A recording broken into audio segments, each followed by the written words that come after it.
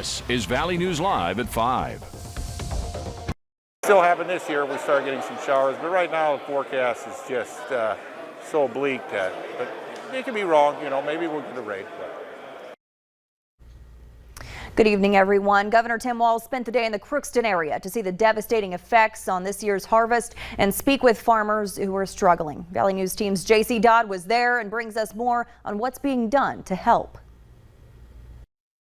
I think it's important that they came out and actually got to see what the crop looks like.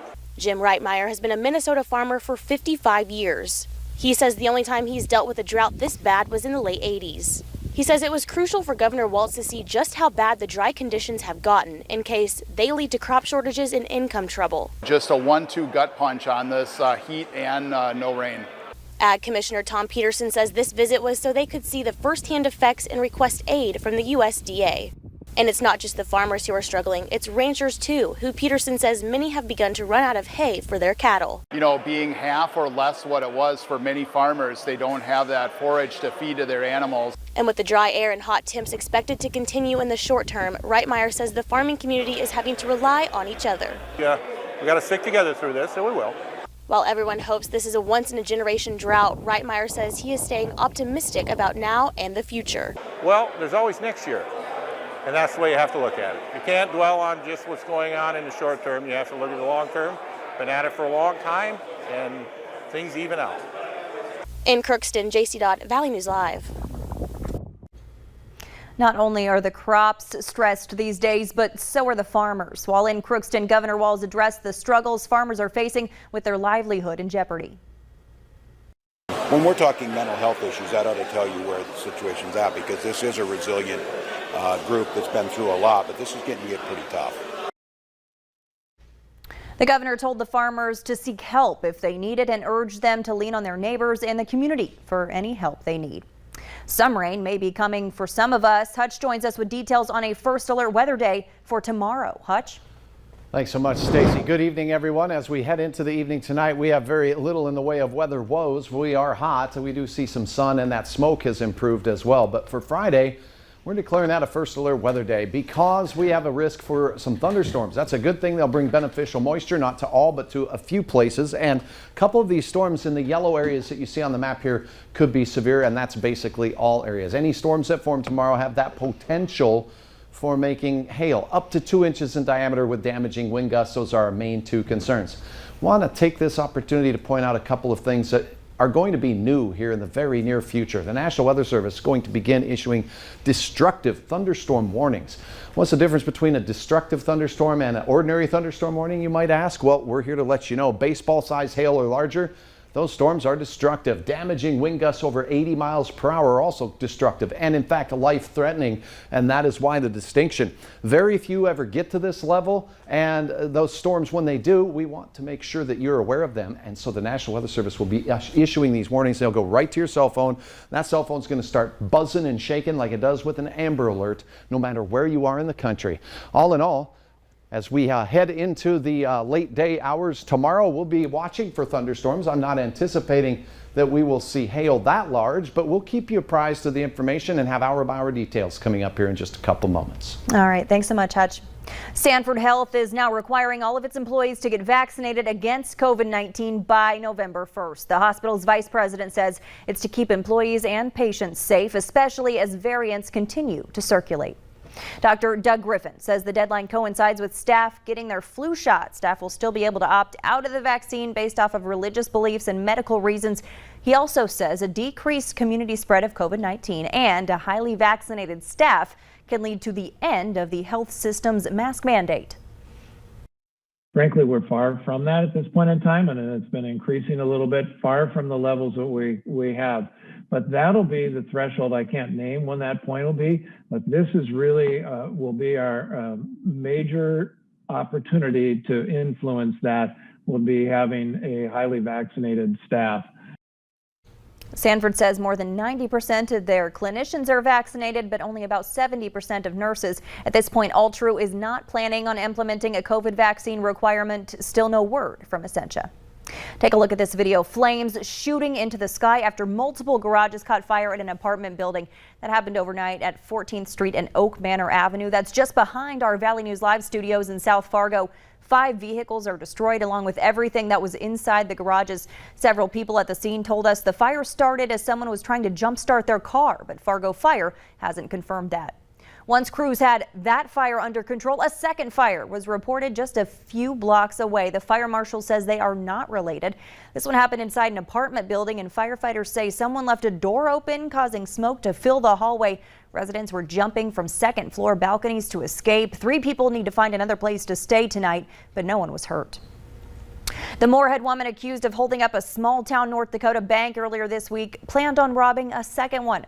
Court documents say Tessa Jackson walked into Lincoln State Bank in Windmere and told the teller, "I have a gun and want all the money." She ended up with a little more than $7,000. After the sheriff's office released a photo of her, someone contacted them from a bank about 40 miles away in Fairmount saying they saw her. Police learned that Jackson was planning on robbing that bank too, but changed her mind at the last second. She was eventually arrested in Moorhead after her pickup was spotted in the parking lot of an apartment complex. Moorhead police are looking for the suspects of a police chase who ditched their car and ran. That happened overnight, starting at 17th Street and 9th Avenue South when police tried to pull over a car without its headlights on. They chased it for about 5 blocks before everyone got out and ran away. They say a search of the car didn't find any drugs or weapons.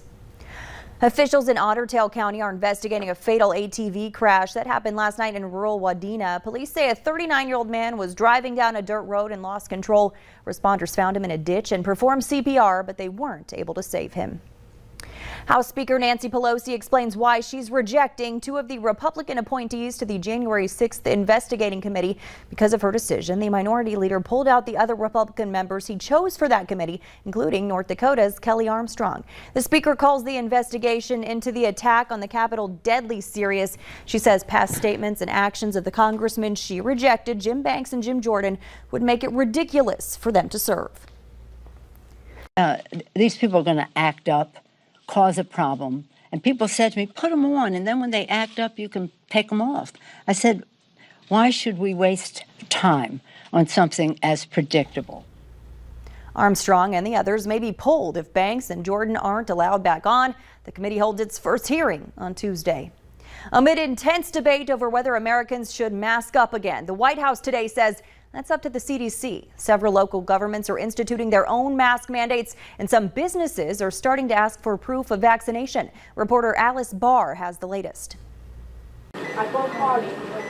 In what feels like a return to the early days of the pandemic, the White House is boosting funding for COVID testing as infections continue to surge nationwide. The 7-day average up 53% from the week before.